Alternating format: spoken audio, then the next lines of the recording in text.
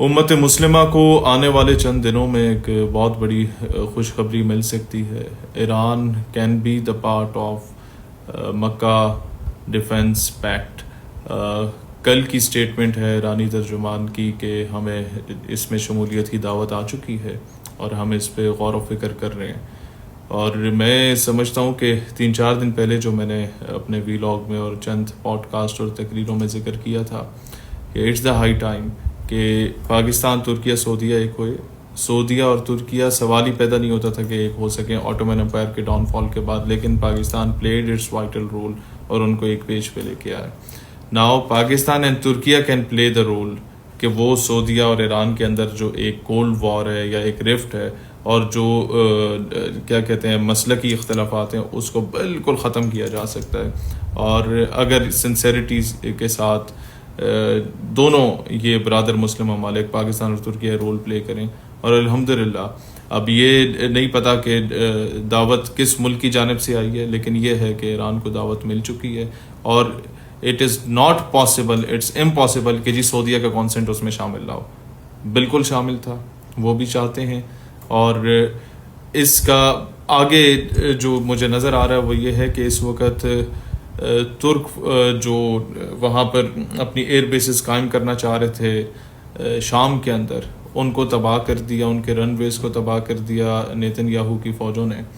تو ترکوں نے اپنا جتنا جنگی ساز و سامان ہے وہ شامی بارڈر پہ بھیجنا شروع کر دیا، اپنے توپیں، ٹینکیں، بندوقیں سارے لاہور لشکر کے ساتھ. اور کئی تو ایسی فورسز ہیں جو کہ شام میں پہنچ بھی چکی ہیں اور شام کے مختلف ملٹری بیسز کو ان لوگوں نے ٹیک اوور کیا ہوا ہے اور وہ اپنی طرف سے پوری تیاری کر کے بیٹھے ہوئے ہیں. اور نیتن یاہو کے تو ترکوں نے اریسٹ وارنٹ تک جاری کر دی ہیں کہ یہ ہمارا مجرم ہے اور ہم نے اسے پکڑنا ہے. اب ویئر ڈز امریکہ اسٹینڈس؟ امریکہ کا سارا کنسرن یہ ہوتا ہے کہ میڈ بھی ڈیموکریٹس میڈ بھی دا ریپبلکنس، دونوں جو پولیٹیکل پارٹیز ہیں جو کہ رولنگ ایلیٹ میں آتی ہیں، ایک نے جیتنا ہوتا ہے یا دوسرے نے جیتنا ہوتا ہے، ان کے جو میجورٹی فائنینسرز جو ہوتے ہیں وہ نیتن یاہو کی ریاست سے تعلق رکھنے والے لوگ ہوتے ہیں. تو جتنی بھی پالیسیز وہاں پر بنتی ہیں وہ وہی لوگ بناتے ہیں. تو ایک طرف یہاں پر سعودی عرب ہے، قطر بھی اس ڈیفنس پیکٹ میں آنے کا سوچ رہا ہے. دبئی کا فی الحال دور دور تک کوئی ارادہ نہیں ہے اور نہ وہ اتنے امپورٹنس کا حامل ہے.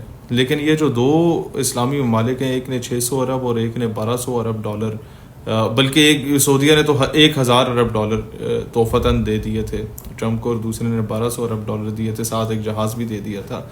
تو امریکہ کے ذہن میں یہ چیز بالکل بٹھا دی جائے گی کہ بھائی جان اگر اب اس ڈیفنس پیکٹ کے ذریعے کوئی کٹا کھلتا ہے کسی ناجائز ریاست کی جانب سے کسی ان چاروں میں سے ایک مسلم اسٹیٹ کے معاملے میں بھی، تو آپ نے بیچ میں انٹروین نہیں کرنا، کیونکہ آپ کو پیسے کی ضرورت ہے، وہ ہم آپ کو ویسے ہی ہڈی ڈالتے رہتے ہیں. ٹھیک ہے، آپ نے کچھ بھی نہیں کیا، ہم نے آپ کو اڈے اپنے دیے. ہمارے اوپر جب حملہ ہوتا تھا آپ اپنے ایئر ڈیفنس سسٹم ڈاؤن کر دیتے تھے. جب قطر میں حملہ ہوا، مزاحمت کاروں کو شہید کیا گیا، تو امریکہ کا ایئر ڈیفنس سسٹم ڈاؤن تھا. تو قطر نے بھی سوچنے پہ مجبور ہو گیا کہ یار اتنا کچھ کرنے کا فائدہ کیا، اتنا ان کو پیسہ دینے کا کیا فائدہ. تو سعودیہ نے بھی سوچا، سعودیہ نے عقل مندی کی، فوراً پاکستان کے ساتھ ڈیفنس پیکٹ کر لیا. تو اب یہ سب کے لیے فائدہ مند ہے، کیونکہ ہر بندے کو اس چیز کا خوف اس کے دل میں ضرور ہے کہ یہ باری باری کر کے انہوں نے کسی کو نہیں بخشا. نہ یہ ایران کو بخش رہے ہیں، نہ یہ انہوں نے عراق کو بخشا، نہ لیبیا کو بخشا، نہ سیریا کو بخشا، نہ لیبنان کو بخشا. تو اب ترکوں کی باری آنے والی ہے. لیکن یہ ہے کہ ایران کے بعد ترکی وہ واحد ملک ہے جو کہ ایک تگڑا ان کو مد مقابل ملے گا نیتن یاہو کو. لیکن اس میں سب سے بڑا بینیفٹ یہ ہونا ہے کہ جو مسلمانوں کے 3-4 مین فیکشنز ہیں، سنی اور وہابی تو ایک ہو چکے ہیں تو اب شیعہ بھی ان کے ساتھ شامل ہو جائے گا. اور جو ہمارے پڑوس میں دیوبندی ہیں ان کو بھی انشاءاللہ تعالیٰ 1-2 مہینے لگیں گے. اللہ کرے کہ ان کے اوپر سے جو انڈیا کا خمار ہے وہ اتر جائے. تو سب سے زیادہ خوشی اس بات کی ہوگی کہ امت مسلمہ ایک پیش پہ آ رہی ہے. میں ہر بات آپ کے ساتھ کھل کے اس لیے کرتا ہوں کہ یہ دور ہی ایسا ہے. اگر آپ سیاسی گفتگو کریں گے، گھما پھرا کے بات کریں گے تو عوام یوں اسکرال اپ کر دے گی.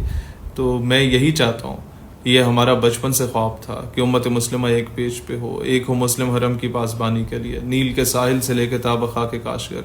تو آج جو تھوڑا بہت آپ ہمارے چہروں پہ مسکراہٹ دیکھ رہے ہیں تو وہ اس خواب کو ہم شرمندہ تعبیر ہوتے ہوئے دیکھ رہے ہیں. اللہ کرے بیچ میں کوئی سازش نہ آ جائے، اللہ کرے کوئی اور اس طریقے کی ٹکٹلی کوئی دوسری ریاست نہ کر لے. اچھا، ایک سب سے بڑا بینیفٹ کیا ہوگا اگر یہ ڈیفنس پیکٹ میں ایران شامل ہو جاتا ہے؟ تو سعودیہ اور یمن کا جو تنازع ہے وہ بالکل منیمائز ہو جانا ہے، ان کا راضی نامہ آٹومیٹیکلی ہو جائے گا. پھر یہ ایران اگر ڈیفنس پیکٹ پہ آ جاتا ہے تو ایران اور شام کا جو آپس کا تنازع ہے وہ بالکل ختم ہو جانا ہے.